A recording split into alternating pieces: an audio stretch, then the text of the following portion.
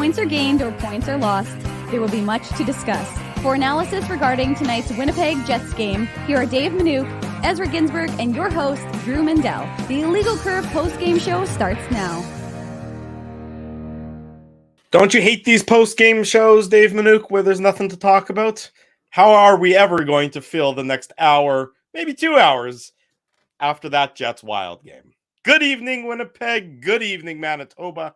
And for all those joining us live this evening on our YouTube channel and all of our social media platforms, we say good evening, universe, and welcome to the Illegal Curve post-game show.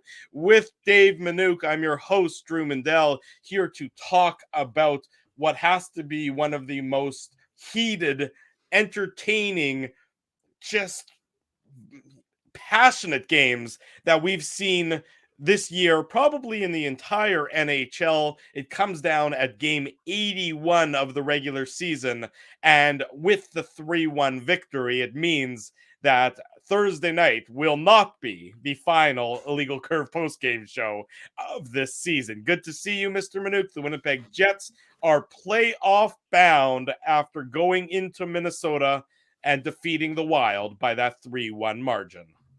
And it's not just the Winnipeg Jets, Drew, that are heading to the playoffs. The Manitoba Moose over in Texas, where things are bigger, they also punched their ticket to the playoffs. So it'll be a Jets, Moose, playoffs, and the ice. So there's lots of playoff hockey here in Winnipeg. The Moose did it in somewhat unexpected fashion. We'll get into that later in the half of the show. But they made it more difficult on them than they needed to. But they set some records in Texas. So things are happening. There's joy in Joyland, as former Jets head coach Claude Noel used to say. And the fact of the matter is that, you know, Jets did something that they couldn't do all season long. They were 0-3 against the Minnesota Wild. Mm-hmm. They've been outscored 14-4 in the final regular season battle of friendly Manitoba against Minnesota. Not so nice. There was nothing friendly. There was nothing nice about tonight's game. Well, traditionally, we're a nice people. They're a nice people, but it was not so friendly Manitoba against Minnesota. Not so nice tonight, because the refereeing from both teams' perspective, I'm sure, was, to use the word kindly, incompetent. And, it led to some shenanigans late in the game, which we'll discuss throughout the course of this broadcast.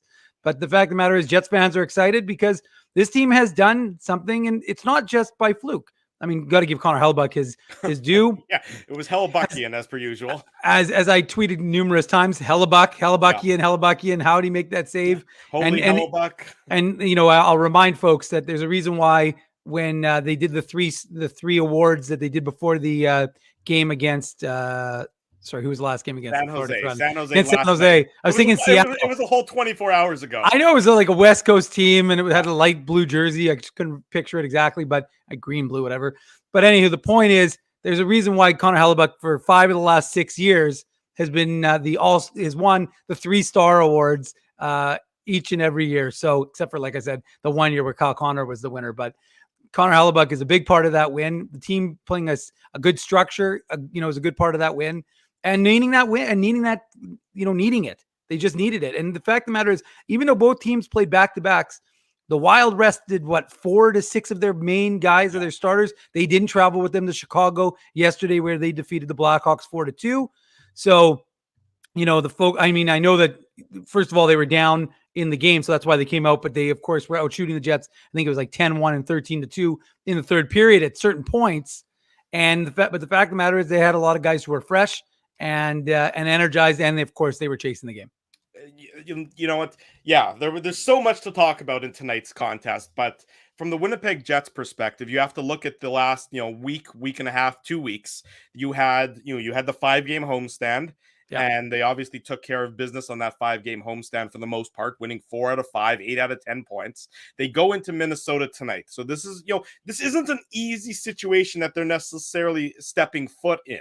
You have to win on the road against the team that you haven't played well against all season. The last couple of years, to be perfectly honest, the Minnesota Wild have had the Winnipeg Jets number. You go into St. Paul, both teams on the second half of a back-to-back. As you said, the Wild rested an absolute ton of their players last night in Chicago. So it wasn't sort of the equal footing, as the Jets have, of course, been riding their players hard in an effort to get into the playoffs. you have to like the fight that the Winnipeg Jets demonstrated in tonight's game. Now, did they win because of Connor Hellebuck? Well, yes. This is the Winnipeg Jets, after all. You wouldn't have it any other way, would you? This is a game where Connor Hellebuck made, I mean, can't even begin to count the number of grade A saves that he made throughout the course of the game. There were at least 3 or 4, I think, that come to mind that left me saying, holy bleep, how did he do that? Even though it's becoming routine for us to see him doing that year in, year out, game in, game out. But the Jets still managed to come away with a victory. And what I like even more, because this isn't a Winnipeg Jets team that's really known for being particularly physical, that's really known for being particularly tough to play against. When the Wild really got physical and goony, because let's call it what it was. Ryan Reeves on Dylan DeMello, that's goony. Ryan Hartman on Nikolai Ehlers, well, that's just bullshit.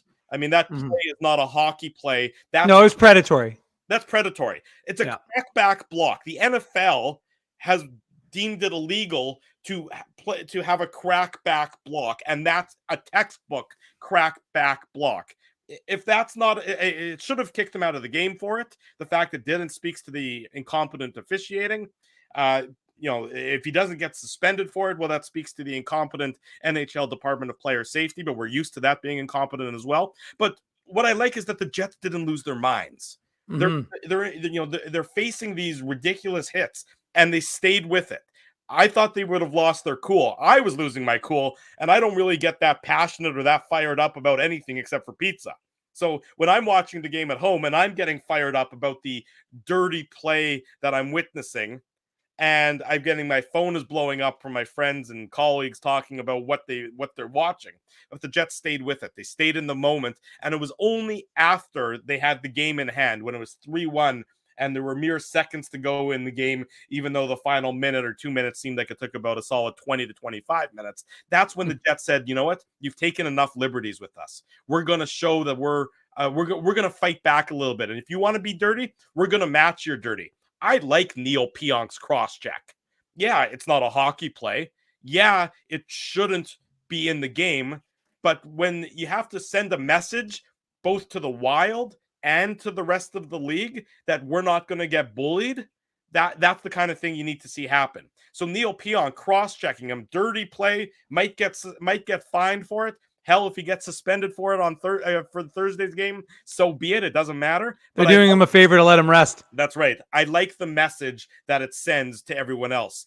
Adam Lowry taking on Ryan Reeves. Well, I mean, I don't know how you can't be impressed by that. Ryan Reeves, is a fringe player at best, as we all well know. The only thing he can do is, basically lay out players with dirty hits and then fight in response to that. Adam Lowry said, enough is enough. You're going to be on the ice. Your head coach, Dean Evison from Manitoba, doesn't have enough class. He wants to escalate this further. That's fine. You can escalate it. I'm gonna answer the bell. I'm gonna match him. And yeah, I'm not at Ryan Reeves' heavyweight category of fighters. Yeah, but I'm gonna still hold my own, and he did, and he held his own and more. Reeves threw more punches. Lowry probably got a better punch in on Reeves. But that's the Jets saying we're not going to be bullied anymore. Brendan Dillon against Ryan Hartman. Yeah, Brendan Dillon is going to go after Hartman because Hartman shouldn't even be in the game at that point. So Brendan Dillon, yeah, you go and you take Hartman's number. And when you're battling in front of the net in the course of the play, you're going to take some liberties with him. And then Brendan Dillon did the classy thing, and he could have kept wailing on him after Hartman turtled, but he didn't because, again, that's a one-sided battle. But the Jets said we're not going to be bullied. And that is my main takeaway from that third period, is this team that has been shrouded in doubt, deservingly so, for the last 20, 25, 30 games of this regular season, maybe grew a little bit taller during tonight's game, maybe had a little bit of a spine, their spine got a little bit, their hackles up. Like I watched my dog when she gets upset. The Jets said enough is enough, and we're going to stand up for ourselves. And I think that dressing room is probably frothing at the mouth in both celebration and in confidence right now based on tonight's 3-1 victory over the Minnesota Wild.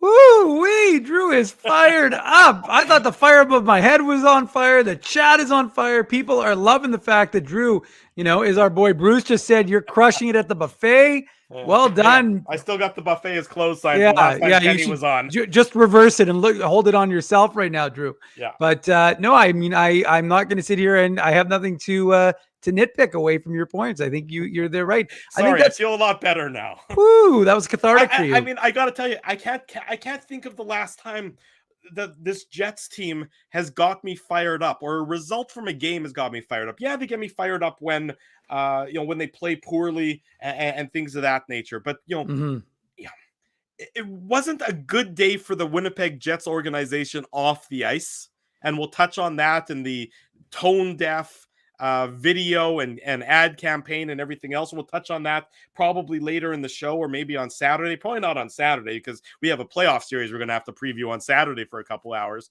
But so from a bad day off the ice to a good day on the ice has probably got people's emotions really bubbling up. It certainly got my emotions bubbling up, and I'm really not a guy that gets that gets too fired up or gets too excited about what they're watching from this team on a night in, night out basis, Dave. How'd you start talking again? I thought we were just finished hearing you rant and rave, and suddenly I'm listening to you. I'm thinking to myself, like, wait a second, how's Drew got the mic again? I thought it was my time to shine. But hey, like I said, when you got when Piggy's got the conch, Piggy's got the conch, and you had the conch, so I was gonna let you have it. I think what you've said, and I think I'll just try and maybe do it a little more succinctly, because you were great, Drew, is the fact that the Jets showed heart. And that's what you wanted to see from a Jets team, the give a shit level, as we talk about. Mm-hmm. And it was there from look, I mean, they got caved in the first period, and they needed Connor Hellebuck to do their thing. They got some good goals early on, but I what was the final shot tally in that first? I think they were outshot 14-4 or 13-4, maybe 12-4. 12-4. Yeah. But anyway, so the Minnesota Wild came out, and again, we've talked about it. They had some rested players, so there was an advantage there versus the Jets, who were coming off that game yesterday. But the fact of the matter is, if you're the Winnipeg Jets and you're feeling good about your game, like, it's not just about, again, like I said, it's always going to be about Connor Hellebuck. But we should actually we should get money. We should charge ourselves even every time we say this. You don't apologize for having one of the best goaltenders. Like, no offense, the Nashville Predators were where they were as of today's game because of UC Soros. Mm-hmm. Like, UC Soros is like, I watched that game in Calgary. The Calgary Flames should have won yesterday, but UC Soros was fantastic. Well, Jets fans have seen Connor Hellebuck for too many years to be shocked that he is fantastic and does what he does, which helps his team win night in and night out. But the fact of the matter is that from puck drop, this team showed heart. And you're right, Drew, the third period really, I thought, illustrated that. But it was throughout the course of this hockey game where guys played for each other. And sure, I agree with the assessment from Kevin Sawyer on the broadcast, because he did say that, especially in the first, there were some miscues, right? A lot of pucks given away, unnecessary opportunities for the Minnesota Wild. But the Jets cleaned that up, I thought, a little bit better throughout the course of this hockey game.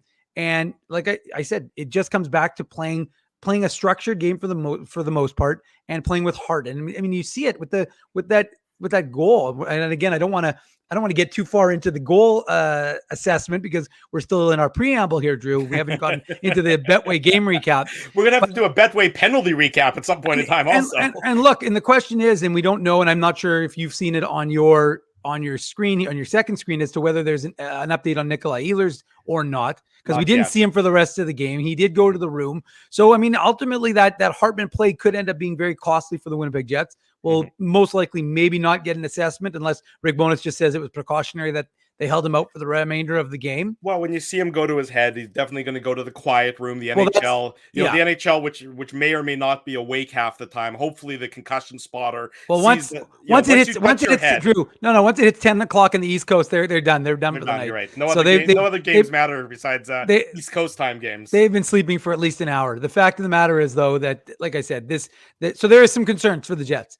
And like I said, it was weird because Wild fans have been heated since the game here in Winnipeg, where Kirill Kaprizov was knocked out by Logan Stanley, and everybody's calling for blood. And it's funny because Kaprizov's like, yeah, it was a hockey play. It was, obviously not intentional. And they were like, well, we don't care what you think. We have our own opinions. And you did wonder if there was going to be some bad blood carrying over from what happened with Kaprizov here in Winnipeg to tonight's game. And like I said, that, was Hartman just making a predatory decision in the third period, not trying to just target, or he could have been pissed because Ehlers had a completely clean hit. And that's one of the things about the NHL I hate now is that you can't have a clean hit without having to answer for it, because it's not like he blew him up. No, Ehlers' hit was I mean, Nikolai Ehlers isn't exactly 6'5", 400 pounds coming down, at light speed to kill someone in the board. So it wasn't even a big hit. But anyways, the fact is that the Jets, as to your point, Drew, the Jets were able to not back down, because this is not the big, heavy Dustin Byfuglien on the team, so everybody's a foot taller. Because people forget that. Sure, Ben Sherratt was on the team. They were tougher. They were a tougher team, in 17-18. There's no question about it. But Dustin Byfuglien made everybody tougher. It didn't matter who you were. Lee Stepniak was like 7 feet tall when Dustin Byfuglien was around. So the fact is that the Jets had a different mindset when he was on the ice. Now, I'm not saying that they're completely removed from that time, but they weren't the same team, for the last couple of years that they have been back then. And that's fine. Teams evolve all the time. But when Kevin said it on the broadcast, these guys played for each other. Something happened. They went to each other's defense. They didn't just say, oh, look, he got nailed and nobody's going to answer. Brendan Dillon, if anybody who's going to on this team is going to be that kind of that Warriors code and who's going to make someone pay for hitting one of your guys, it's Brendan Dillon. That's right. Brendan Dillon or really Adam Lowry. Those are your two guys on this team who are going to make someone answer for doing something to one of your teammates. And they did. And as I talked about, and as I don't need to rehash again, the Jets responded both on the ice and getting that absolutely massive goal from Mason Appleton. We'll get into that momentarily in the Betway game recap. And then when the game was in hand, they also responded with the physicality. They didn't back down. They said, okay, we've had enough. Now we can have a little bit of fun. We're up 3-1. We're about to go to the playoffs. We're going to have a little bit of fun now with some fisticuffs for the rest of this game. And of course, when that stuff happens, you hope that nobody gets injured. You don't punch a helmet and break a hand. That's obviously the fear, of course, when you're watching Lowry and Ryan Reeves throw down there a little bit. Niederreiter and Ryan Reeves. Look, everything about that third period was a little wild and woolly, especially the end of it. But nonetheless, it ends up with the Winnipeg Jets in the playoffs.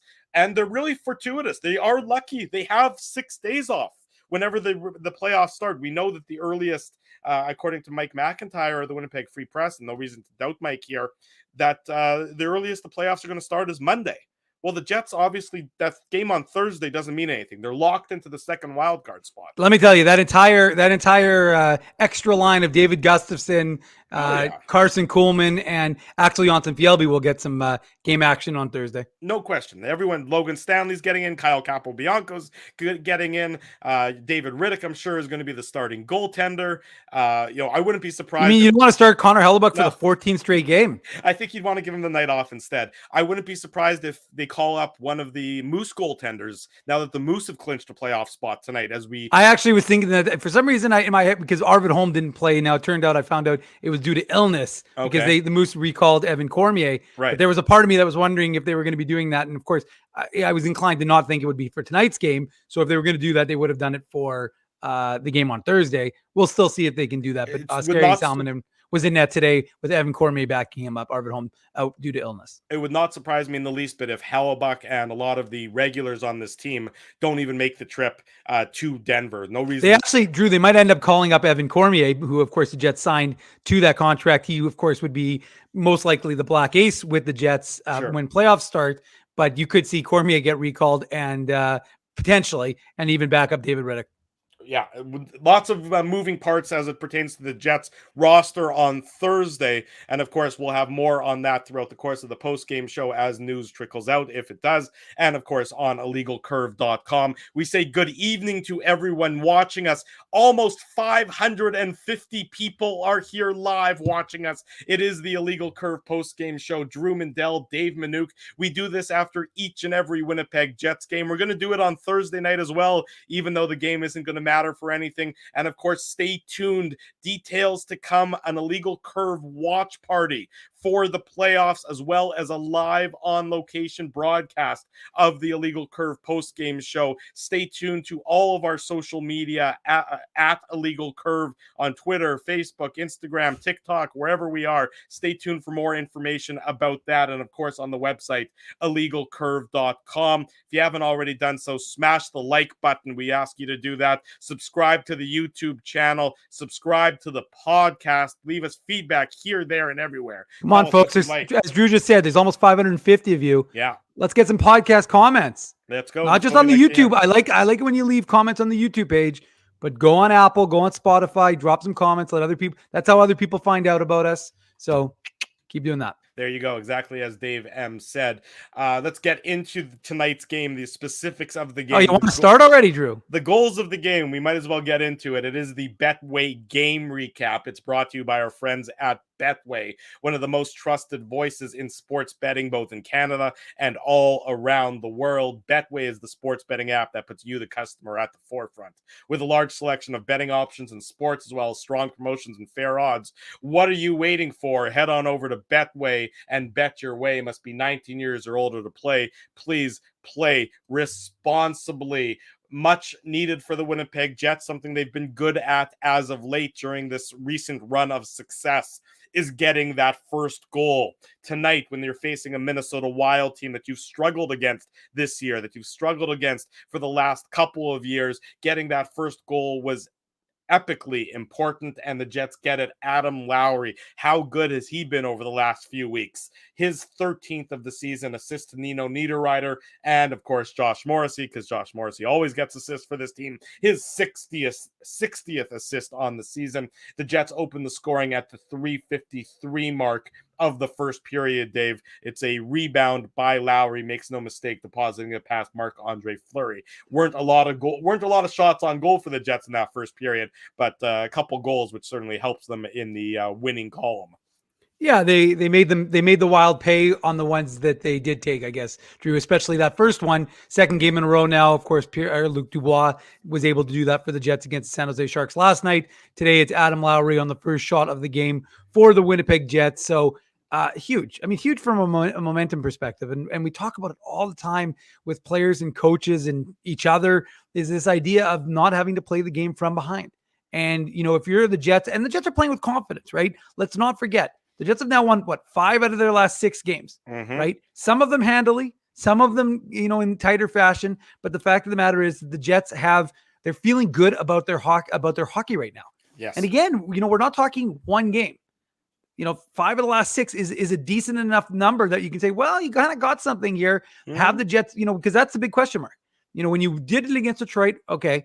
When you did it against New Jersey, well, that was an impressive win against New Jersey, regardless of how people wanted to kind of paint it. Then they kept it rolling. And so from a Jets perspective, that's exactly what you needed to do.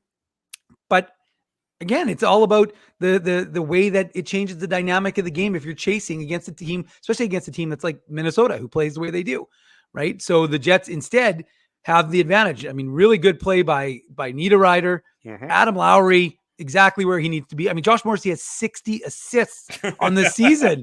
It's ridiculous. It's actually ridiculous what Josh Morrissey is doing. So, I mean, it is absolutely remarkable that Josh Morrissey has had the season he's had. And unfortunately for him, Erik Karlsson, who Jets fans saw yesterday, putting up 100 points, will most likely be, and we're not going to get into our Norris discussion. We already had that last night on the show. But the fact of the matter is, Drew, that, these guys have confidence in their game right now. There's a little less nervousness. You're not seeing that tentative play, I think, as much as we were, during that stretch. And, no surprise, right? Winning breeds everything, and winning brings a lot of confidence in the room.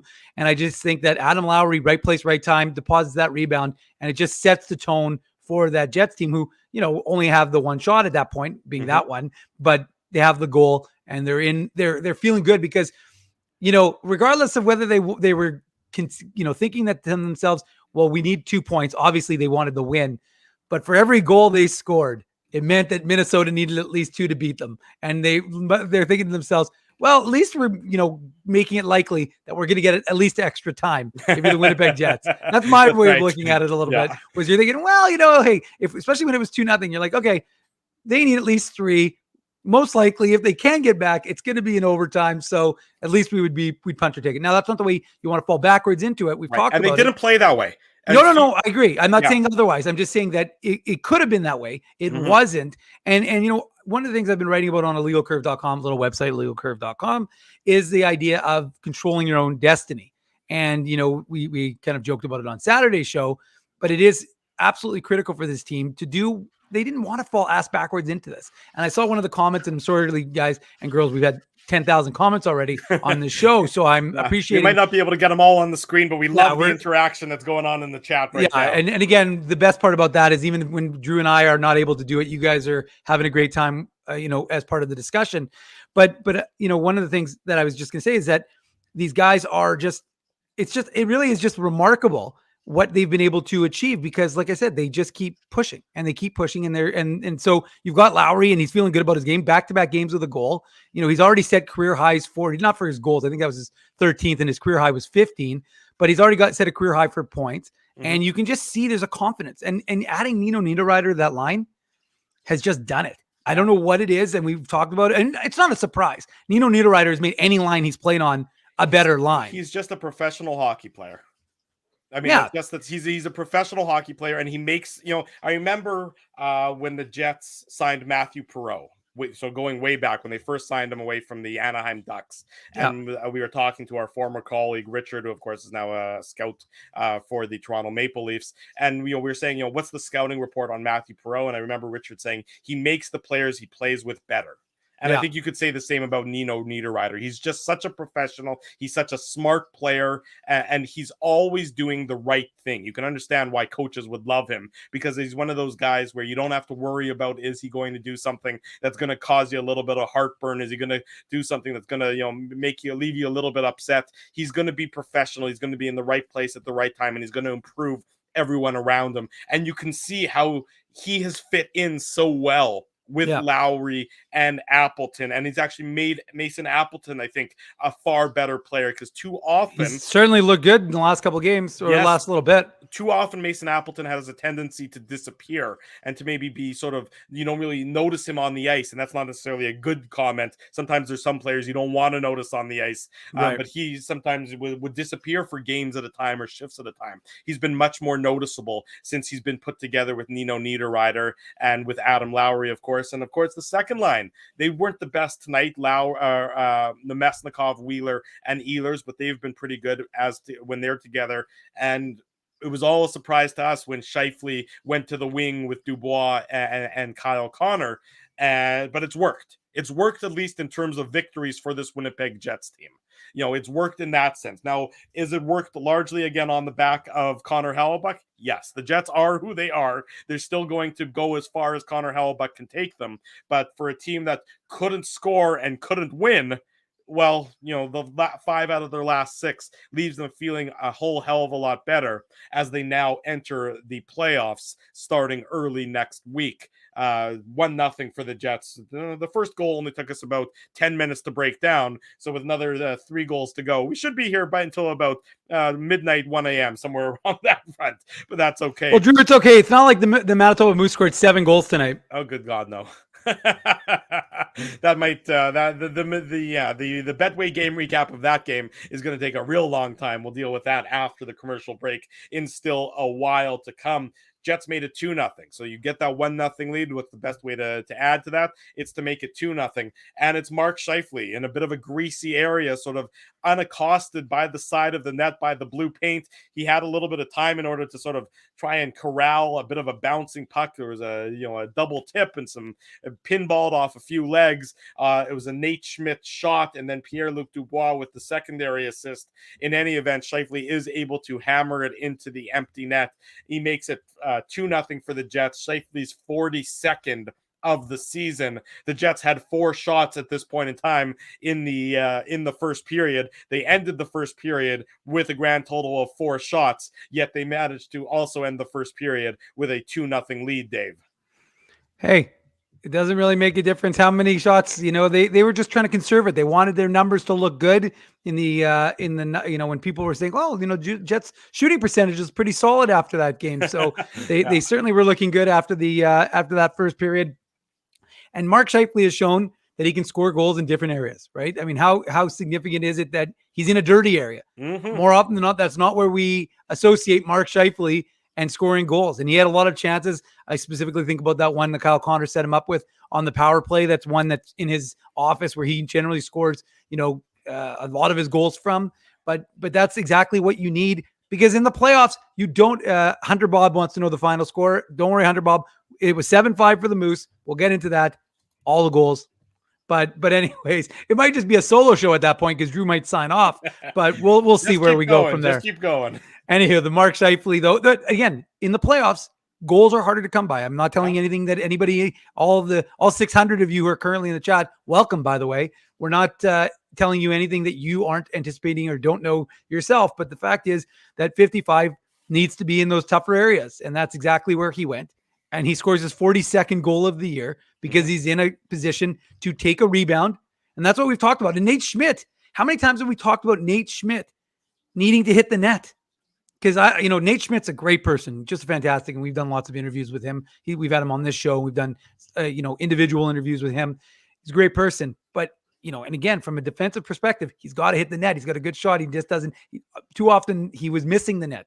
And those rebounds weren't available. Well, look what happens when that shot hits the net and there's a rebound available. And coincidentally, there's someone there to deposit that rebound into the back of the net. So the Jets are rewarded. And again, you hope for Mark Scheifele that gets in his brain, because that's where you want him to go in the playoffs, is those tougher areas, those harder areas to be. He's not a small guy, so he can be in front of the net and he can take a hit or two, because the fact is, that's where you're going to get those greasy goals. That's where you're going to give your team a boost. And that's a huge goal. I know that, Don Cherry would always famously say the 2-goal lead is the worst lead in hockey. Well, I traditionally think of that as coming out of the third period, which coincidentally, of course, they showed when the Wild started off like gangbusters.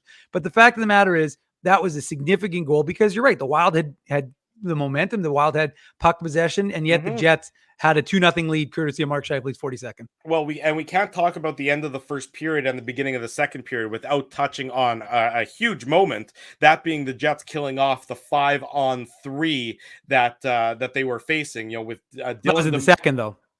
What's that? That was in the end of the first and end of the first into the second. Yeah, that's what I said. Dylan DeMello in the box for roughing, and then Saku Manalainen takes a high sticking penalty. By the way, the DeMello roughing is garbage, because that's not roughing. Well, the Sacramento line penalty is a penalty. Yeah.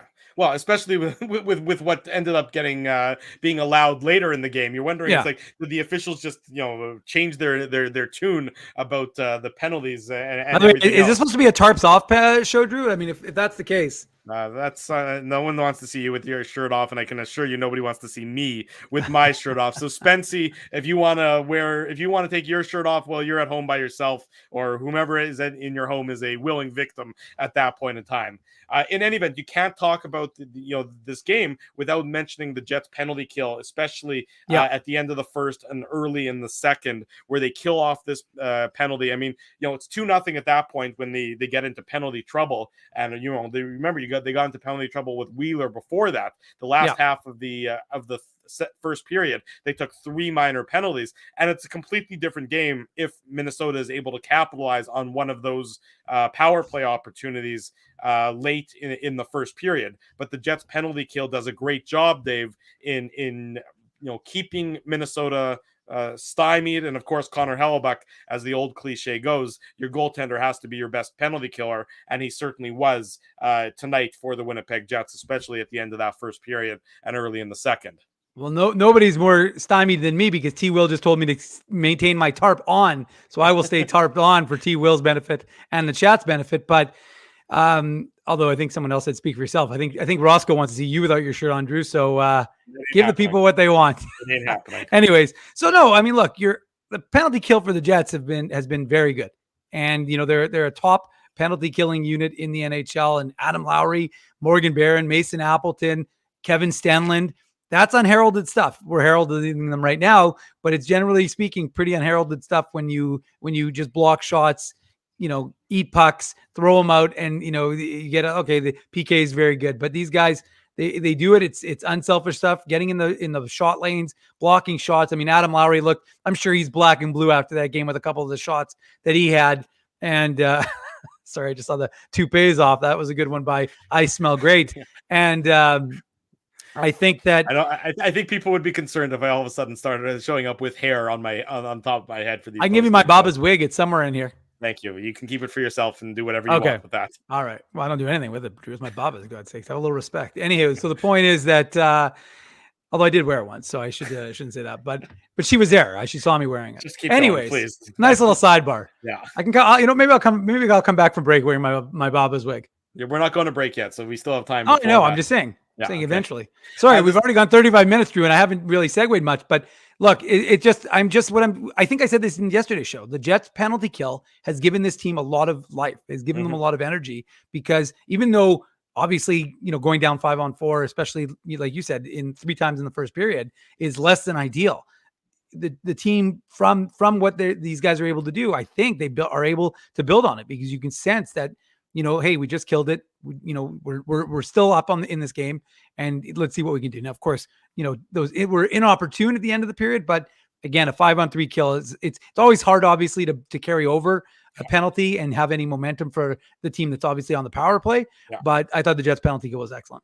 Yeah, Jets penalty kill was excellent. And then that second period, there's no goals scored in the second period, but that was certainly the best period for the Winnipeg Jets in today's game. They outshot Minnesota 11-4 in that second period. So sort of a role reversal of the first period, not able to get anything past Marc-Andre Fleury, but the Jets were certainly in control of the game, particularly after sort of the streak of penalties finished, when they killed off the two-man advantage, when the Manalainen penalty expired. And then the back half of that second period was all Winnipeg Jets. And that's exactly what the Jets would hope for. It would have been a very opportune time to get a power play goal. They weren't able to do it. Minnesota ran into a little bit of penalty trouble with Marco Rossi taking that tripping penalty, and that Matt Dumba, the high stick on Mark Scheifele. The Jets weren't able to capitalize, so they weren't able to expand the lead beyond the 2-0 lead that they had. They weren't able to make it 3-0.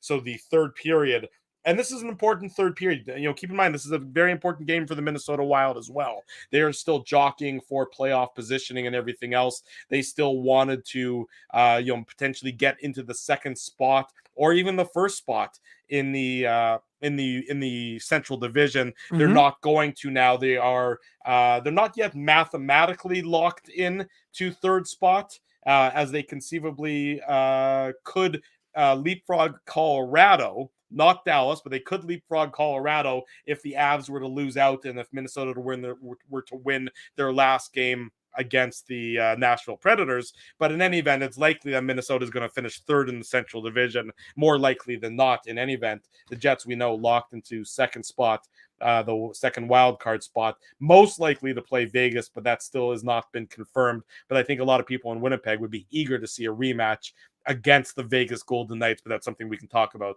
a little bit later on, as we still have the third period to talk about here on the Betway game recap. We say good evening again to everybody. Drew Mandel, Dave Manouk with you. It's the Illegal Curve post-game show. We do this after each and every Winnipeg Jets game. We'll do it again Thursday night, and then we'll do it for all of the playoff games, no matter how long the playoffs last. We will be here bringing you the Illegal Curve post-game show.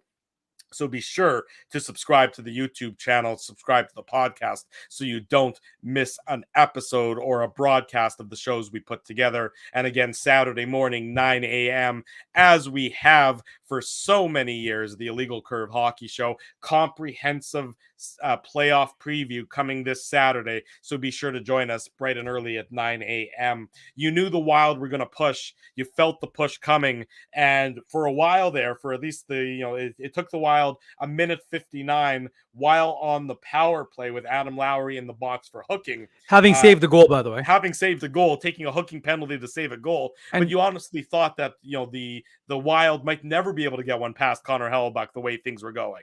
No, and I want to just reiterate a point. Sorry, Drew, I don't mean to interrupt, but I just want to reiterate a point that was made earlier, felt like 10 years ago, but it was just Lowry has stopped more goals than maybe he scored, but that's just as critical. And he really has. I mean, that was a goal that was on the stick, and what he does obviously takes a penalty, but he prevents a goal at that point. Now, of course, the Wild scored on the ensuing power play, but you didn't think they were going to, because Connor Hellebuck was, again, he was Hellebuckian. I mean, that save, they're going to be showing that save with the paddle save I mean, it was ridiculous. It was another, again, we talk about guys who drag the team along. We actually said Mark Scheifele, who's been performing, had to put this team on his back. But really, we know that the guy who needed to who always has his team on his back, on his back, is Connor Hellebuck. And again, you saw it throughout the course, because we know that, your best penalty killer has to be your goaltender, and he was sensational.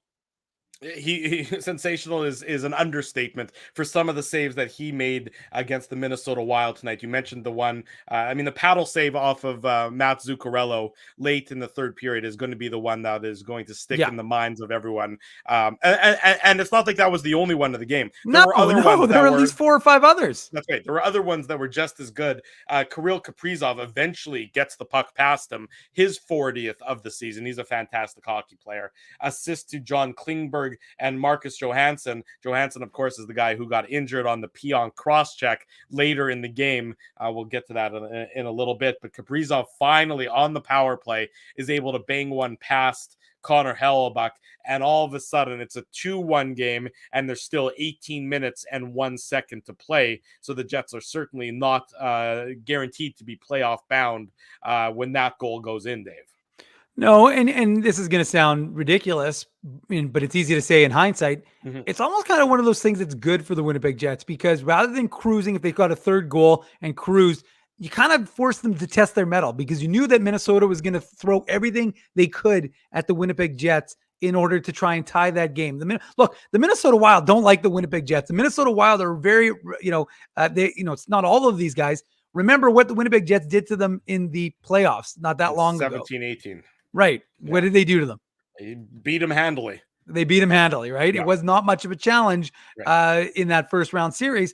So you don't think that the Minnesota Wild would have loved, knowing that this was the, quote, easier of the 2 games the Jets were going to have left, and the Jets needed at least 1 point? You don't think the Minnesota Wild would have loved to have been able to crush the Jets and play spoiler? Well, absolutely. And you think about, how important this game is from the Jets' perspective. So let's, they had the 2 games to go, and Nashville had the 2 games to go. You think about Nashville. So Nashville was going to get Minnesota on Thursday. Now, the Minnesota Wild may or may not have had anything to play for, depending on the outcome of tonight's game and depending on some of the other games around them. So the Wild could have been going to Nashville with nothing to play for. And the Iowa Wild. Yeah, the Iowa Wild, exactly. And they would have had the Iowa Wild with them, not necessarily the Minnesota Wild. And the Predators, of course, would be on home ice with UC Saros in net. Well, advantage to Nashville there, even though they're by and large the Milwaukee Admirals, as we've talked about. And then let's say Nashville wins that one, and let's say the Jets, go into Colorado on Thursday and they're not successful. Well, then what happens? It's a makeup game. The game on Friday between the Predators and the Avalanche is a makeup game. It's a game that was from a postponement when there was a water main break at Bridgestone Arena in Nashville probably 3-4 months ago. Well, that game probably wasn't going to mean much to Colorado also. So Colorado was going to have to play on the second half of a back-to-back, fly from Denver to Nashville, play a Predators team that had a lot to play for. It was very, very important for the Jets to take care of business tonight, to not let any doubt creep into their minds as to how things are going to go. Because if you lose tonight's game in regulation, you can certainly foresee a situation where they're not able to beat Colorado and Nashville is able to win both on home ice against opponents that may very well have not had a lot to play for. So for the Jets, they didn't treat this one as, okay, we have another one still to come. They knew that really the desperate game was almost tonight, and they took care of business. Well, and further to what you're suggesting, Drew, is also the fact that you now can rest your guys. Yes, and now from today's Tuesday? Yeah. You've almost got 6 days. Obviously, you're going to practice. Yeah. Jets are off tomorrow. They're back in action on Thursday in Colorado. But you now can, I know people are saying call up everybody from the Moose. You don't really need to, given the fact that, like I said, you could. I'm not saying you shouldn't. I've been a proponent of giving guys on the Moose. You still have to be within the salary cap, of course. Right, yeah. So you can't call up everyone. There is no roster requirements. Right. So they'd still have to be cap compliant. So they have to be cognizant of that. And they're going to, like I said, Dave Gustafson, actually all those guys are going to play. But ultimately now, most importantly, Connor Hellebuck. he's resting. You're not going to overtax him. I mean, he's played. Was this not his 13th game in a row or 14th? It was at least his 13th. I can't. When So, was the last time that Riddick played? I'm trying to remember. I mean, I can look. I mean, it's been. It doesn't really make it. It doesn't matter. It was a long time ago. Anyways, was it the Colorado? We don't know. Was it the San Jose game where they lost in overtime? It might have been that game. It might have been that long ago, which is certainly a long time ago. That would have been March 6th. I don't think. Yeah, I think it's probably been March 6th, or because Hellebuck went back to back. Okay, so Phyllis and Matthew Thompson are saying it was 13 in a row. So my first number was accurate, but the fact is that you give Connor Hellebuck a night off, you let him rest, and like you said, Drew, maybe don't even dress him if you make a recall from the Moose, and you give some maybe whatever I haven't looked at the Jets salary cap right now, so I don't know how much flexibility they have in terms of room. But maybe you can make 1 or 2 recalls if you need to and get a guy or two into the lineup if you need to give some guys. I mean, look, maybe obviously you're right. Kyle Capobianco most likely comes in. Logan Stanley maybe comes in to get guys fresh, get guys some, rest before the playoffs, before the grind of the playoffs start. Mm-hmm. I mean, the importance of this win, I think you're 100% right. It's not about being able to not have to worry about being able to punch your ticket and having to win that last game or at least get a point against Colorado. Or because in theory, I mean, I guess, when does the Nashville game start on Thursday? I believe it's an 8 o'clock.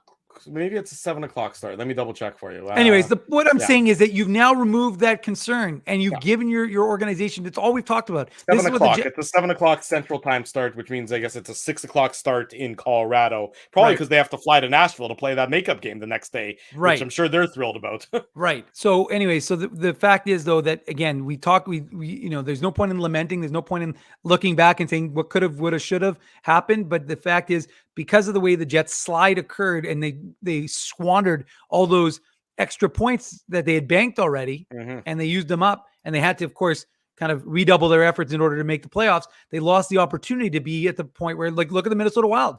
They rested 6 guys yesterday. That's a luxury. That's an opportunity to give your guys some breaks. So now we'll see that most likely coming into Thursday's game, and they did that because of the way they played in today's game. Exactly right. And so let's get into Kaprizov makes it 2-1, at just under the 2-minute mark of the third period. And then the Wild, of course, are pushing, but the Jets push back. And then the game gets a little bit chaotic, of course. The Ryan Hartman interference and roughing penalty at the 11:31 mark of the second period, or the third period, pardon me. This is after the Ryan Reeves boarding on Dylan DeMello somehow doesn't get called. I mean, it's just so dirty. It's just so dirty, and it's such a lack of respect for your opponent when you can try and injure somebody in that instance. I mean, Reeves knows what he's doing. He has him, lined up from the face-off dot, and he knows that DeMello's in a vulnerable position. DeMello himself, actually, I think, knows that he's in a vulnerable position and maybe braced himself a little bit for it, and maybe that's why it wasn't as damaging as it could have been. But how it just doesn't get called, and how he gets off scot-free with doing it, and I don't mean scot-free from the Jets' response. The Jets can't afford to go crazy in that instance. It's a 1-goal game, but the fact that the NHL just consistently turns the other cheek when it comes to dirty nonsense like that is hard to believe. And then Ryan Hartman, of course, you take an inch, or you give an inch, you take a mile. That's what happens in society. We see it so often. Ryan Hartman on Nikolai Ehlers is just brutally dirty. That's not a hockey play. No. At least the and for the record, Drew, just to quickly interject, when I watched it real time, I thought possibly. But then when I watched the replay, and Hartman for sure eyeballed Ehlers. No, I know. But when you watch a replay, it's easier. Again, like I said, so many times when we're watching hockey games, whether it's live or on the television, your first blush is kind of you think one thing and then you see the replay, you're like, okay, I feel a little bit different. Well, again, any doubt was removed on the Hartman hit because it's absolutely not a hockey play. It's not. I mean, and anybody who's played hockey knows it's not a hockey play. The puck is, first of all, Ehlers doesn't even have the puck. You can say, if Ehlers had the puck, then I'm not like sitting there, but Ehlers doesn't have the puck. So it's really just absolutely not a hockey play. It's garbage. Well, that's it. The Reeves one, look, it's dirty, but at least there's plausible deniability. He could claim he was trying to make a hockey play. I mean, he's lying, but it's at least a lie that I can accept. The Hartman one is just predatory.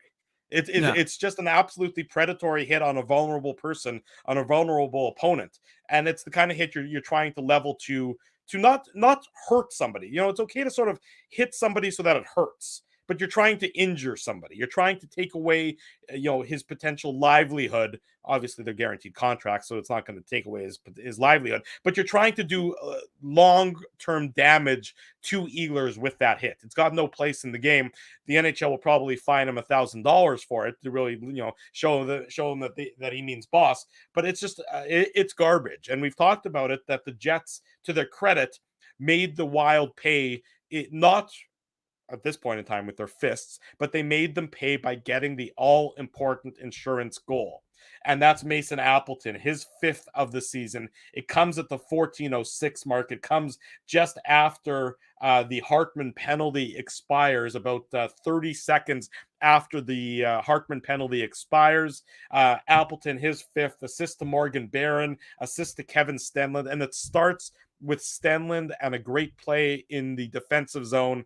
And then he breaks up what looks like a potentially dangerous rush. The fans in Minnesota don't like it. They thought there was a penalty on this play. Well, we know what the officiating was like tonight. And Stenlund was able to headman it to Barron. Drew, I muted myself for a second, but they also were pissed about and probably rightly so, about the offside call that the linesman had just made seconds earlier. But I'm saying that, it's a little insult to injury for Wild fans that are not happy with the call. And then seconds later, the Jets score, kind of the insurance goal. Exactly right. So, Barron is, Stenlund headmans it to Barron. Barron comes in down the left wing, and he's able to feather the pass. I'm not entirely sure how it gets all the way through, but it gets onto the stick of Mason Appleton, and Mason Appleton makes no mistake on this one, and he beats Marc-Andre Fleury, and you could feel the sense of relief and excitement permeating the Winnipeg Jets bench with this goal at the 14:06 mark. The Jets, with this one, are up 2 goals. They're 5 minutes and 54 seconds away from a playoff spot. Even the 1 point, had it come to that, would have been enough. But just a massive goal for the Winnipeg Jets, who, punch back to the Minnesota Wild before punching them literally when the game went a little bit cuckoo banana puffs shortly thereafter.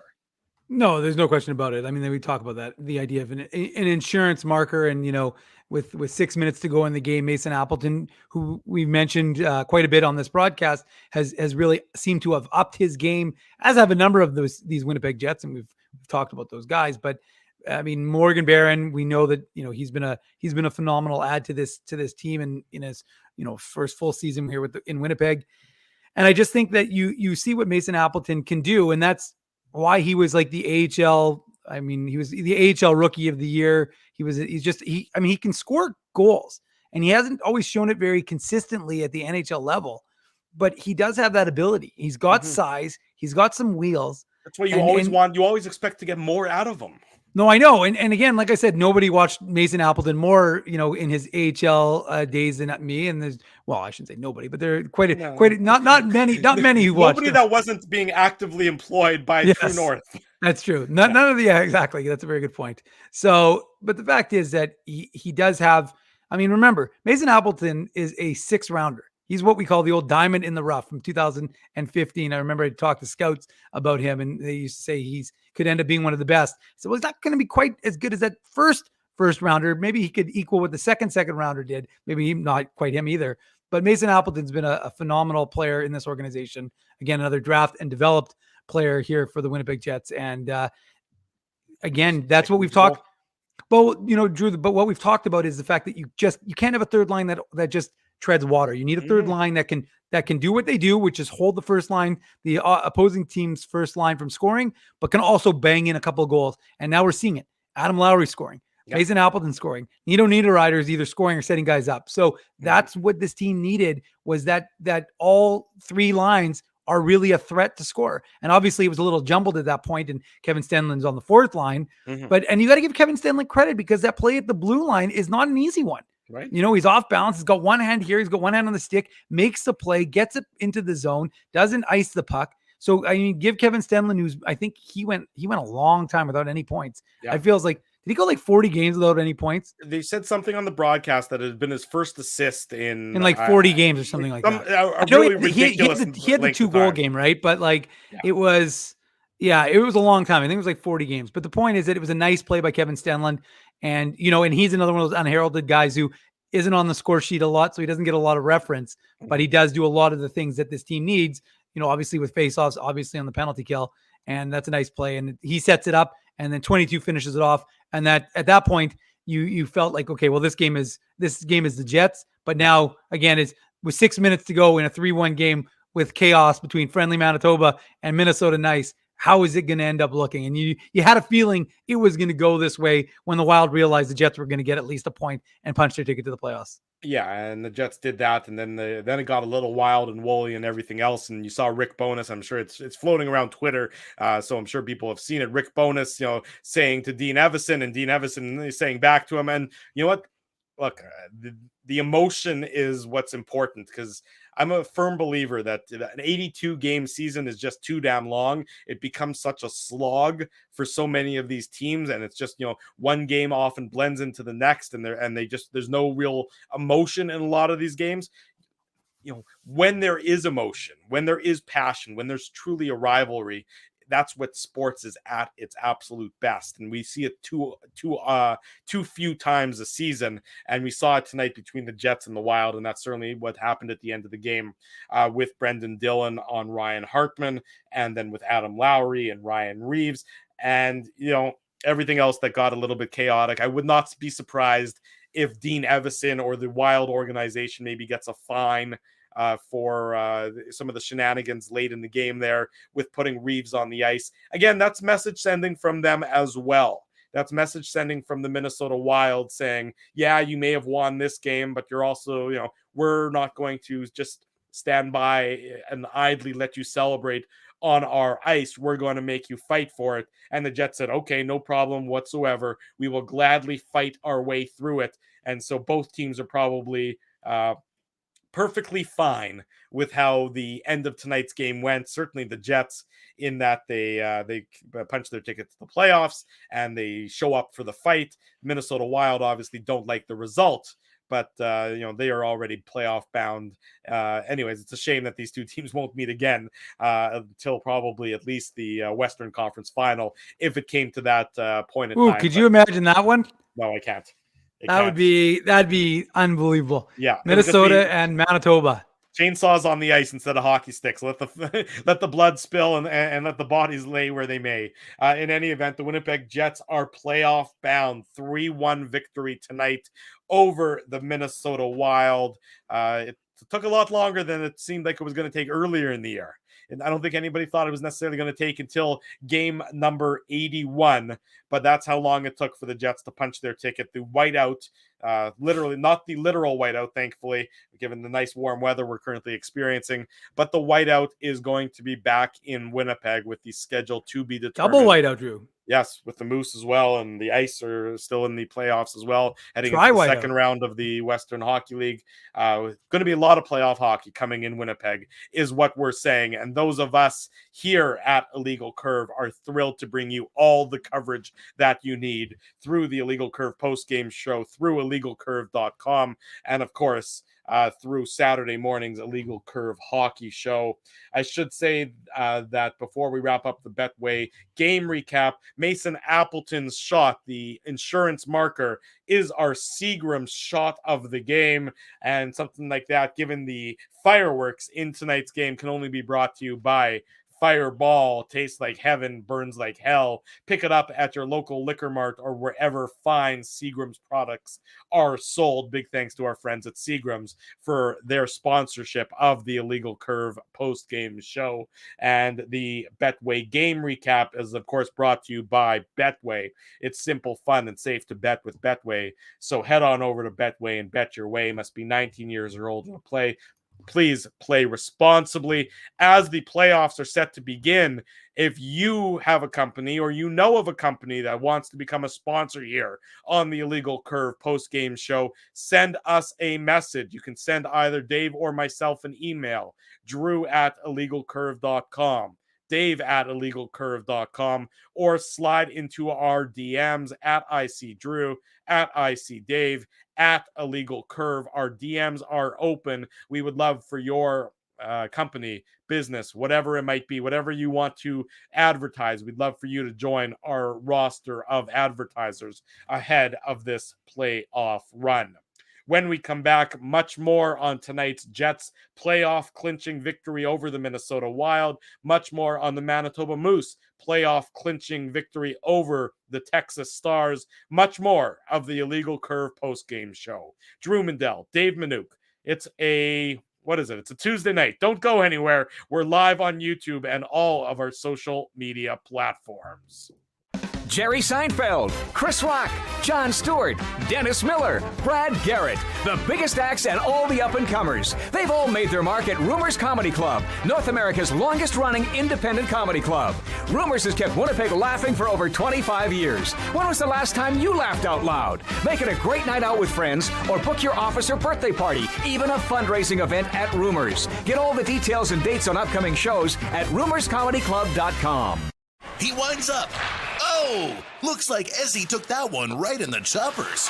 A blistering fast puck hurts like HE double hockey sticks. That's why I let the pros at Linden Market Dental Center turn my yow into wow. Get your brilliant smile back with state-of-the-art restorative and cosmetic dentistry from real pros. And remember, always wear a mouth guard. Now that's solid on ice advice. Learn more at lindenmarketdentalcenter.com. Creating smiles for life. Whoa, Ezzy, everything okay? You look stressed. Of course I'm stressed. We're moving, the house is upside down, the kids failed miserably at packing the fine china, and my life is in chaos. Chaos! Yes, that does sound like a problem. What am I going to do? Ezzy, relax. Rolly's Transfer Moving and Storage is the answer. With 60 years of experience in moving Manitobans and a track record of exemplary customer service, one call to Rolly's and your stress is gone. No job is too big or too small. Just visit Rollies.com and they will take it from there. Thanks, Dave, and thank you, Rolly's Transfer Moving and Storage, online at Rollies.com. Dave, my man, why are you in the car already? It's hours until game time. Drew, it's because I'm stressed out right now, driving around downtown Winnipeg, looking for a parking spot, and I'm not finding one. I've lost Ginsburg. I don't even know where that guy is right now. Dave, haven't I taught you anything? Do what I do. Pre-book your entire month's worth of game day parking with the Grid Park app. It's super easy to use and saves me both time and stress. Well, Drew, I'm not independently wealthy like you are. So I'm sorry that I don't have millions of dollars to pre-book my parking month in advance.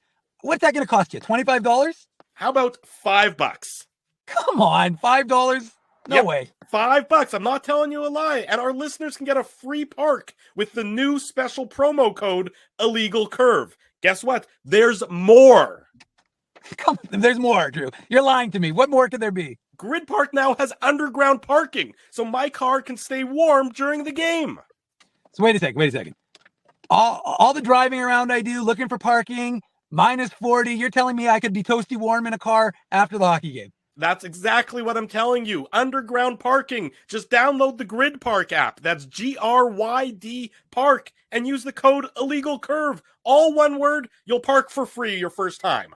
Hi, it's Drew from Illegal Curve here. Selling your home can be stressful, but it wasn't for me. Thanks to my friends at Zappia Group Realty, they made the process so easy. My home sold within 48 hours and with multiple offers. Zappia Group Realty took care of everything with their exquisite customer service and attention to detail. If you want to sell your home for more in less time, get started by talking to Frank and Mauro Zappia of Zappia Group Realty. Online at zappiagroup.com.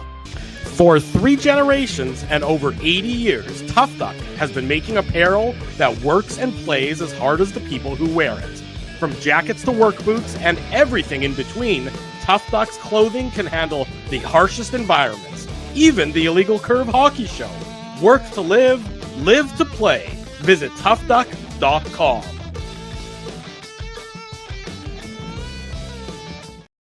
Couple minutes before 11 o'clock. Welcome back to the Illegal Curve post-game show. Drew Mindell, Dave Manouk with you, talking about the Winnipeg Jets' 3-1 victory over the Minnesota Wild. They clinch a playoff spot to be determined when the playoffs begin. I believe the earliest possible date is April the 17th, which is next Monday. We remind everyone, stay tuned for information about an Illegal Curve viewing party and live broadcast.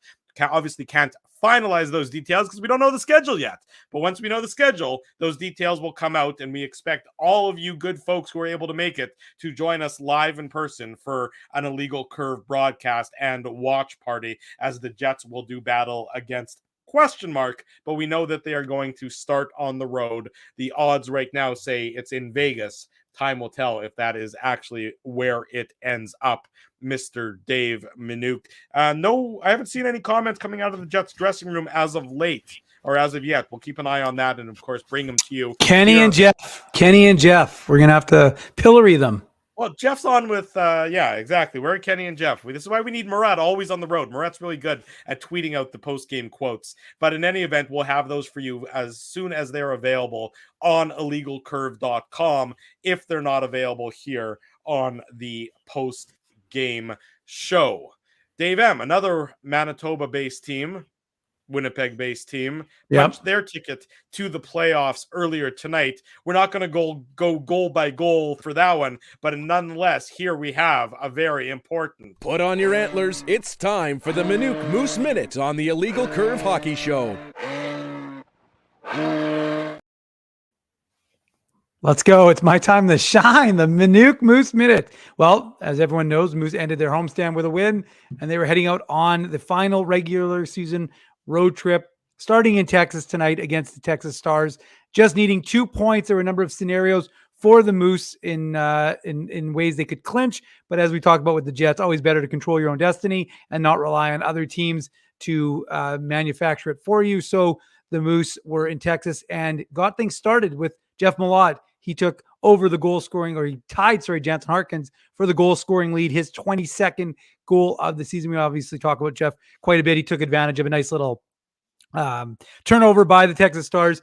So he scored. The Nash and Sautner scored. So the Moose had a 2-0 lead. Familiar because the Jets also had a 2-0 lead after 20 minutes. Well, the Moose copied them, but then the Stars started to get back into it. They made it a 2-1 game. Jansen Harkins, got to highlight this goal, Drew. It's going to be on our Illegal Curve Instagram. I haven't done it yet because it's been nonstop action when there's two games happening at the exact same time. I'm trying my best. I'm clipping it. If you want to go to the IC Dave Twitter account, I've got almost all except for the empty net goal on my account right now. But the fact is that Jansen Harkins scored a beautiful goal, found himself some time and space in the Texas zone to make it a 3-1 game. Nice pass from Jeff Malott, who gave up his goal-scoring lead to Jansen Harkins, who scored his 23rd. But then the Moose slipped. And, of course, I can't exactly attest to what happened because I was trying to watch the Jets game so I could speak to what was happening on that game here in this post-game show. But the Moose did give up 3 straight goals to the Stars. So suddenly a 2-1 lead was a 4-2 deficit, 4-3 deficit. 3-1 lead was a 4-3 deficit for the Manitoba Moose in the third period. And then alternate captain Cole Meyer, he scored a beauty, got some time and space. Alex Limoges, who's the leading scorer, was the leading scorer last I checked. He set him up. And so Cole Meyer tied it. And I was literally writing the tweet, watching the Jets game, clip the video, watching the tweet, about to make the tweet. And of course, Texas Stars scored again. So suddenly, 35 seconds later, it's 5-4 Texas. You're thinking, well, maybe the Moose don't have it in them to win, and maybe they're going to have to rely on someone else. But I should have known better. Leon Gawanke, the 2017 fifth rounder, he scores his 18th goal of the season, which, as folks know, is the now Manitoba Moose record for goals by a defenseman. He had broken the record held by Sami Niku, but he had tied the record by Brett Hauer. Now, Brett Hauer, who may not be coincidentally from Minnesota, he may not be a household name, but he was a Manitoba Moose in the IHL days. He spent, I think, 4 seasons with the Moose, and he scored in 2000, 2001, 17 goals. So with that goal, Leon Gawanke became the top scoring, record-setting goal scoring defenseman for the Manitoba Moose, IHL, AHL, whichever iteration you want to discuss. It's Leon's record now with 18. Jansen Harkins added another nice goal. It was a nice little bottle popper. And so that increased the lead. And then Leon Gavanke, a little empty net action with his 19th goal of the season. So the Moose won themselves the game 7-5. Again, no Arvid Holm. He was out due to illness. So Oskari Salminen was in net. Evan Cormier was backing up. And the Moose will have a rematch with Texas before they go and finish the regular season against Rockford and Chicago. And most likely the Moose, not that Moose fans want to, but the Moose fans are going to be seeing most likely the Milwaukee. Although actually you don't know because Texas was in first place and that was their game in hand on Milwaukee. They have a 2-point edge with 3 games to go. So if Texas beats the Moose and the Milwaukee gets on a roll, then it might be Texas, who I actually think is a better matchup personally for the Moose because Dallas will have their guys up with the big club, whereas Milwaukee is going to send all those guys Jets fans just saw play for Nashville the other day. They're going to be back on the Milwaukee Admirals when their season ends, now that it's officially over. Yeah. So Moose will most likely not want to see the Milwaukee Admirals in the first round of the playoffs. It could end up that way. We don't know. But for right now, we know that the Moose are a playoff team and there'll be a second whiteout. So folks will be excited to be able to support some AHL hockey. We might have some tickets for that. So stay tuned for more information, but that's the way it goes. And now they get a chance to kind of keep the good feelings rolling. They got a 2-game winning streak. So they'll probably want to keep that rolling for the next 3 games and go into the playoffs feeling good about themselves. There you go. Dave M with the Moose Minute for tonight. The Moose victorious in Texas. Take a deep breath, my good man. They've punched their ticket. It's a playoff ticket punching kind of night here in Winnipeg as the Jets do it 3-1 over the Wild and the Moose do it, of course, deep in Texas as well. We still have contests to run. We got one more regular season. Although, Drew, we should also mention, because we didn't know until last night, but we didn't get a chance to say it, and the Ice will face the Moose Jaw Warriors because Saskatoon defeated Regina last night. Yeah. So Connor Bedard's junior career comes to an end. He'll be the first overall pick in the June draft. But way to go out on a limb there. Yeah, real insightful stuff for me on that one. Yeah. But we now know because the Ice had to wait to find out who they were going to be facing off. They'll be facing off against the Moose Jaw Warriors, who coincidentally they met last year in the second round. It was actually a rather even season series. I think it was 3 games apiece for both the teams. Game 1 goes Friday here in Winnipeg. There you go. Quick out-of-town scoreboard update. Colorado and Edmonton are tied at 1-1. Whomever loses that game means the Jets won't be able to face them in the first round of the playoffs. So if you want if you don't want the Jets to face the Oilers, and I think a lot of people who might be of that era would be having a little bit of traumatic flashbacks to that. Do you have to say that anymore after the Jets? You still have to say it. Yeah, really? I don't think so. I do. No. I do. It's not the same. This Oilers team, I think, is the scariest. Oh no, I mean that for that reason, yes. Yeah, it's still traumatic. Even the fun of that and the doing the post game show after the quadruple overtime game when it was 3 a.m. and we had however many. Speak for yourself. I was downtown Winnipeg by myself at 2 a.m.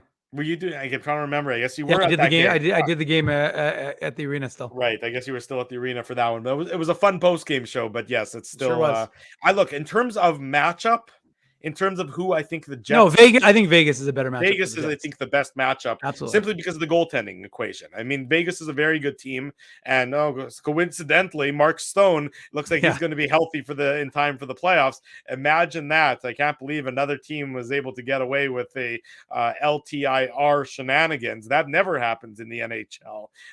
But I still think Vegas with the goaltending is the the Jets know how to beat Laurent Brossoit, anyways. So. Well, the Jets would certainly be the underdog. Let's not get carried away or anything. No, of course. The Jets would certainly be the heavy underdog, but I think that's probably the team, or Dallas for that matter. I think the Jets and the Dallas Stars have enough. It'd be a great goaltending duo, that's for sure. Certainly would. Plus, what a good story between Rick Bowness and his whole team. Right, but it's probably not going to be. Vegas is now up 4-1 on Seattle, and a Vegas victory means that the Jets and the Stars cannot meet in the first round of the playoffs. Drew's bringing you up to date. There you go, bringing you up to date. Yeah, Jonathan Quick, of course, there in Vegas. In any event, We'll have the answer by Saturday morning. We might even have the answer by Thursday's post-game show, but Saturday morning for sure, in-depth playoff preview live here on our YouTube channel. So be sure to get ready for that following Thursday's final regular season post-game show. We've done 81 of these. We might as well do 82 before we get into the playoff ones. Yeah, Drew, we're not bringing in the next wave of next IC wave of talent. Yeah, we're like, guys, we actually need a night off, so we're gonna be in the press box. Kids.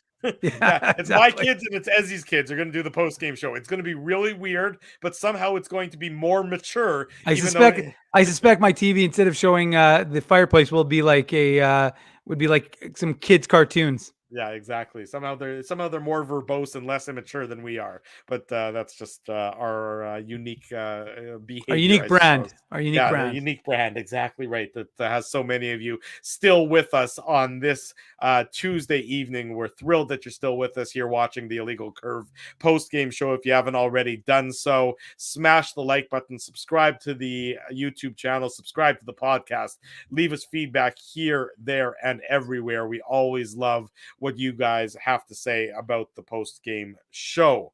Let's do some contest giveaways, Dave M. Do it. Let's do it. I found there was a lot of good comments.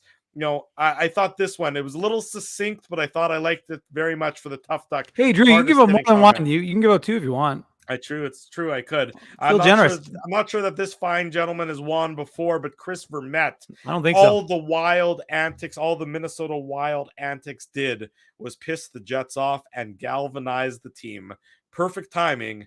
Thanks, Minnie. So Chris Vermette, with that comment, you are our Tough Duck hardest hitting comment for tonight's post-game show. As a result, you are now going to get punched in the face by Adam Lowry. No, I'm just kidding. You're going to, in fact, win a toque courtesy of our friends at Tough Duck. So send me an email, drew@illegalcurve.com, or slide into my DMs at ICDrew, and we'll hook you up with a toque and some other good stuff from our friends at Tough Duck. In fact, it might not even be a toque as the weather is turning. It might be something more usable for the nice warm weather that we're currently experiencing. I'm sure nobody is the least bit upset about seeing all the snow melt away. As we've done, Dave M, throughout the course of this regular season, we give away merchandise. Winnipeg second Jets, last one. Exactly. We give away merchandise, Winnipeg Jets merchandise, courtesy of us here at Illegal Curve. All you have to do to win is enter the Illegal Curve merchandise contest. The best way to enter it is click the contest link in the drop-down arrow. I can't believe I've said this spiel 81 times already this year, but you click the link in the drop-down arrow on the show description on the YouTube page. If you can't find it there, you go to illegalcurve.com, you click on any article, you'll see the contest link there. You do any number of the tasks that are available to you. The more tasks you do, the more entries you get. And of course, by entering the unique code word, you get 10 additional entries. Tonight's unique code, courtesy of those of us who are familiar with this fine establishment in Minneapolis, not in St. Paul, but in Minneapolis, Sneaky Pete's is the code word for tonight's Illegal Curve merchandise contest. Enter the unique code word on the contest page. As we said, get 10 entries, and the more times you get those 10 entries, maybe you will win the prize for game number 82 of the Illegal Curve merchandise contest. So Sneaky Pete's, SNEAKYPETES. Supposed to be apostrophe, but the apostrophe would screw it up. So I didn't. We don't use the apostrophe. We don't believe in proper grammar. We also say that you're an idiot. YOUR, not YOU apostrophe RE. That's just how we roll here. Who needs grammar? I did do a bad YOUR versus YOU apostrophe RE today on a tweet, which pissed me off because it was Leon Gavanke's record-setting tweet, and as soon as I sent it, and I was kind of like, whatever. And again, Jets Moose. Yeah. And I realized after, I was like, oh, how did I do that? But I don't think it was me. Actually, I think it was an autocorrect. Stupid phone. Well, what should we do? Should we maybe send you back to grade school or something like that as a result of that error? Or how about instead, I'm going to read some of the quotes from the post game. This is coming out of Jeff Hamilton's game article. Oh, time, just Hammer. published What the on heck? WinnipegFreePress.com. Here's Well, hold on, Mark- Drew. Maybe we should just give the winner. Oh yeah, Let's I'll do do the winner, first. and then maybe you can read your end it quotes. with that. So here's the winner of the merchandise contest for tonight. Congratulations to Rob Hutchison. Rob Hutchison is the winner of the Illegal Curve merchandise contest for tonight. Rob will be in touch. Congratulations. You're going to get some great Jets gear courtesy of us here at Illegal Curve. Thanks for your support. Thanks for entering the contest. As I said, one more opportunity for everyone. That comes Thursday night at the Jets Colorado Avalanche game. Here's Mark Scheifele tonight. Give credit to every guy in this room. We battled hard the last little while to get back to being in the playoffs. Obviously, we wish we would have stayed at the top, but that happens. Everything happens for a reason, and we just have to trust in that plan. So that is Mark Scheifele talking about the Winnipeg Jets. He continues on later on in the article. Again, we encourage you to read Jeff Hamilton's article. The saves he made down the stretch were amazing, Mark Scheifele said about Connor Hellebuck. We sat back a little too much and gave them way too much respect and way too much room to make plays, but he won that game for us. Certainly not something we haven't heard, something we've heard multiple times over the last number of years. Here's Connor Hellebuck talking about some of the end of game shenanigans when things got a little chaotic between the Jets and the Minnesota Wild. Quote, "They got really dirty. We were playing hard. I guess they were playing hard too, but they were getting a little unnecessary. Maybe the refs let it get a little out of control. That's playoff hockey right there. That's it." Certainly was a little out of control, but the mindset and the ferociousness should sort of flip a switch for everyone as the playoffs are set to begin very shortly on Monday. Still to be determined exactly the playoff schedule. But there are some quotes from the Winnipeg Jets dressing room after tonight's 3-1 victory over the Minnesota Wild. Dave M., any final words for you, or are you ready to wrap this one up and get on with your post-game duties for illegalcurve.com? No, I mean, I think we've hit it all. We've talked about the Jets. We've talked about the Moose. We've talked about the ice. Yeah. We've talked about the fact that if you have a chance, leave a comment on the podcast. Go on iTunes, go on Spotify, rate us, review us. Make sure you're hitting a subscribe on our YouTube channel. Can add some subscribers. We're trying to get to that 5,000 number, folks. Let's. I mean, playoffs should be able to get us to that number. Let's maybe try and get there before playoffs. That wouldn't kill us. And what else can I ask you to do? Oh, maybe leave a comment on the YouTube videos. That also helps. Lets people know, hey, there's this show on after every single Jets game. There's a lot of you who joined us. We've had our OGs who have been with us since the beginning of the post game shows. We've got a lot more of late, but we enjoy each and every one of you joining us after each and every single Jets game and on every Saturday morning. So thanks again for joining us. Thanks again for spending your night with us. Yeah. 81 games down, Drew. 82, number 82 to go. I cannot believe we're already not here. 82 to go. Not 82 to go. No, I said number 82. Number 82 to still to go. Yeah. But I cannot believe Phyllis gave us an update. Said the Oilers beat the Avs in OT. So there you go. Oh, Tico and Paulie. Good memory good mention by you. One thing worth noting, I was trying to sniff around it. I haven't got any insight, but Dmitry Kuzmin, the Jets 2021 third rounder, his OHL season ended with the Flint Firebirds. He was phenomenal, by the way. Goal and 7 assists. Goal and 7 assists in 7 games. He had 3 assists in the game that forced, they were down 3-1. And he had 3 assists in 1 game, 2 assists in the last game in game 7. So Dmitry Kuzmin, he's a left shot defenseman, very offensive defenseman. I think in the coaches poll in the OHL, he finished 3rd for offensive defenseman. He could be signing an ATO with the Moose and maybe getting some games, especially now that they've clinched. So you could expect maybe to see that in the next couple of days. And Danny Zhilkin and Kitchener, I don't know what happened with them. I saw Tico and Paulie mention Kitchener. So I'm not sure if they are still in it or not. Maybe, Drew, while you're thinking our sponsors, I'll quickly check that to see what the status is of him, because there's another guy who could be on an ATO and playing with the Moose as the season winds down. So the Oilers beat the Avalanche, as Phyllis mentioned. That means the Jets and the Avalanche cannot meet in the first round of the playoffs. So it's down between the Jets and the Vegas Golden Knights, or the Jets and the Edmonton Oilers, for whom the Jets can play in the first round of the Stanley Cup playoffs. So time will tell. We'll know more in the coming days who the Jets' opponent is. But we know.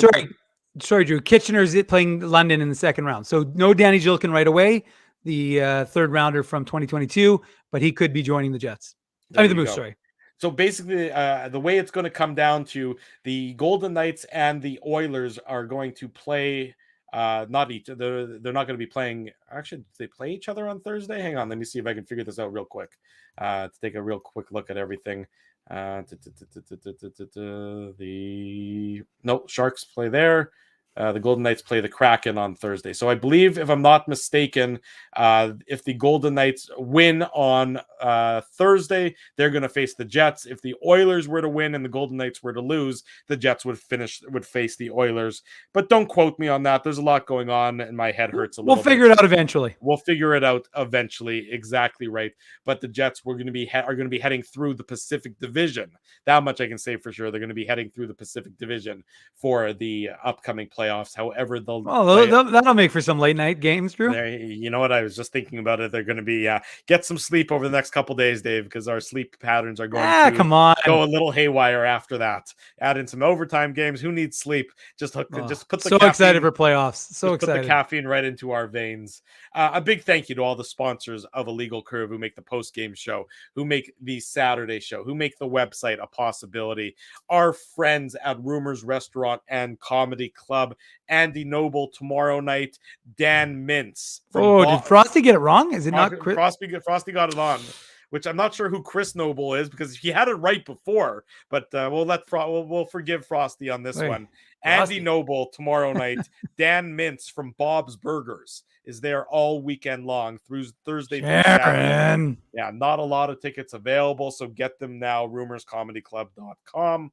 Our friend at Linden Market Dental Center, the Keg and Grid Park, Rolly's Transfer, Zappia Group Realty, Betway. They are the title sponsor of the post-game show. Tough Duck, Seagram's, Boston Pizza. Big thanks to all of these sponsors. Support all of these fine businesses because of their continued support of Illegal Curve Hockey.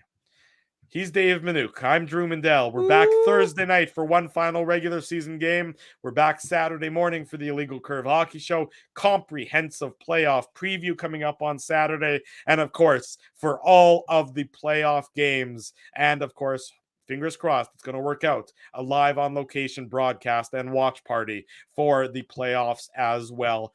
Don't go anywhere. IllegalCurve.com, at IllegalCurve, all of our social media platforms. We'll see you then. Until Thursday night and the post-game show right around 9:45 p.m. For Dave Minuk, I'm your host, Drew Mandel.